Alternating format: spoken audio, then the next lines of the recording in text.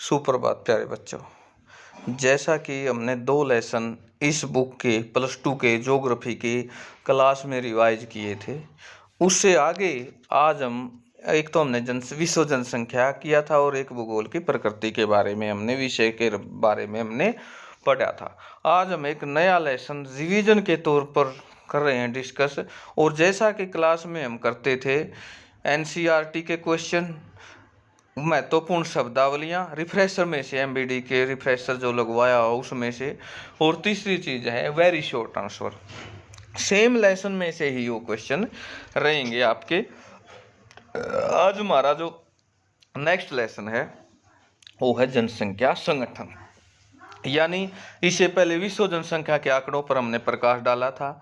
लगभग 7 अरब के करीब विश्व में जनसंख्या है, और कितनी जनसंख्या का विश्व में घनत्व है, ये सारी बातें हमने उस लेसन में पढ़ी थी।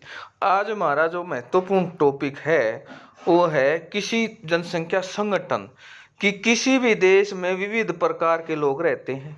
प्रत्येक व्यक्ति अपने आप में अद्वितीय है। लोगों को आयु, लिंग तथा उसके निवास स्थान के आधार पर पृथक किया जा सकता है। जनसंख्या को पृथक करने वाली कुछ अन्य विशेषताएं हैं: व्यवसाय, शिक्षा और जीवन प्रत्याशा। लिंग संगठन किसे कहते हैं? स्त्रियों पुरुषों की संख्या किसी देश की महत्वपूर्ण जनांकीय विशेषता होती है। जनसंख्या में स्त्रियों और पुरुषों की संख्या के बीच अनुपात को लिंग अनुपात कहा जाता, यानी 1000 पुरुषों के पीछे कितनी स्त्रियां हैं। कुछ देशों में यह निम्न सूत्र द्वारा परिकलन किया जाता है। आज हमारे देश में भी ऐसा है। पुरुष जनसंख्या, स्त्री जनसंख्या, जैसा कि जनगणना में होता है पुरुष कितने हैं, स्त्रियां कितनी हैं, और उससे फिर डिवाइड किया जाता है 1000 से, अथवा प्रति 1000 स्त्रियों पर पुरुषों की संख्या आ जाएगी। भारत में इस सूत्र का प्रयोग पर लिंग अनुपात ज्ञात किया जाता है। हमारे देश में भी इसी प्रकार स्त्रियों की जनसंख्या बटा पुरुषों की जनसंख्या मल्टीप्लाई या डिवाइड, जैसे भी 1000 से हम इसको एक किस्म से डिवाइड कर देते हैं तो मल्टीप्लाई कर देते तो क्या आ जाता है? स्त्रियों की संख्या आ जाती है। पर इसको क्या कहते हैं? लिंग अनुपात किसी देश में स्त्रियों की स्थिति के संबंध में महत्वपूर्ण सूचना होती है। जिन प्रदेशों में लिंग भेदभाव अनियंत्रित होता है वहां लिंग अनुपात निश्चित रूप से स्त्रियों के प्रतिकूल होता है। इन क्षेत्रों में स्त्री भ्रूण हत्या, स्त्री शिशु हत्या और स्त्रियों के प्रति घरेलू हिंसा की प्रथा प्रचलित है। इसका एक कारण इस क्षेत्र में स्त्रियों की सामाजिक आर्थिक स्तर पर निम्न होना।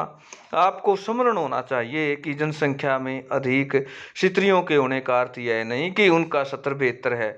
यह भी हो सकता है कि पुरुष रोजगार के लिए अन्य क्षेत्रों में प्रवास कर गए हों। हाँ, ये बात भी सही है, पुरुषों को ज्यादा रोजगार के लिए एक स्थान से दूसरे स्थान पर जाना पड़ता है। प्राकृतिक लाभ बनाम सामाजिक हानि। स्त्रियों को पुरुषों की जैविक लाभ प्राप्त है क्योंकि वे पुरुषों की तुलना में अधिक स्थापक होती है। फिर भी यह लाभ उन सामाजिक हानियों और भेदभाव द्वारा जिन्हें वो समाप्त हो जाता है।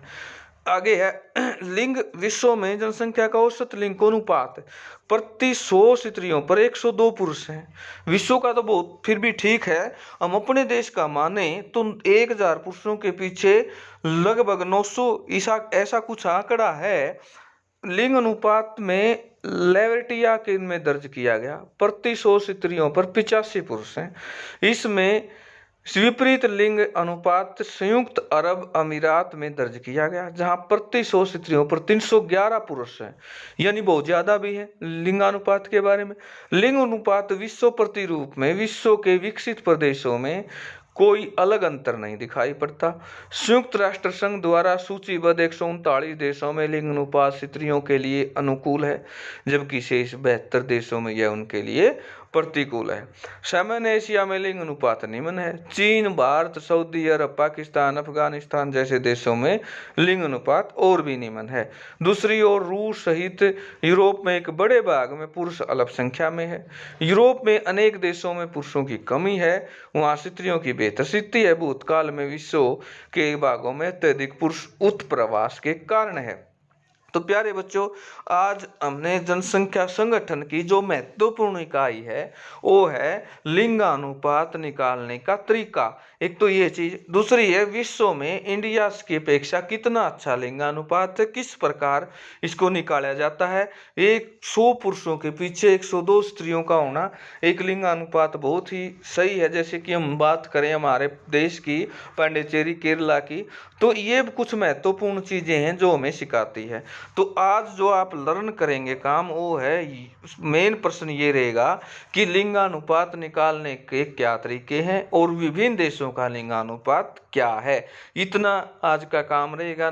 और ये काम लिंगानुपात से रिलेटेड जितने भी आपकी रिफ्रेशर में एमबीडीके में प्रश्न है उनको आप लर्न करेंगे। आज का इतना ही काम रहेगा ज्योग्राफी का।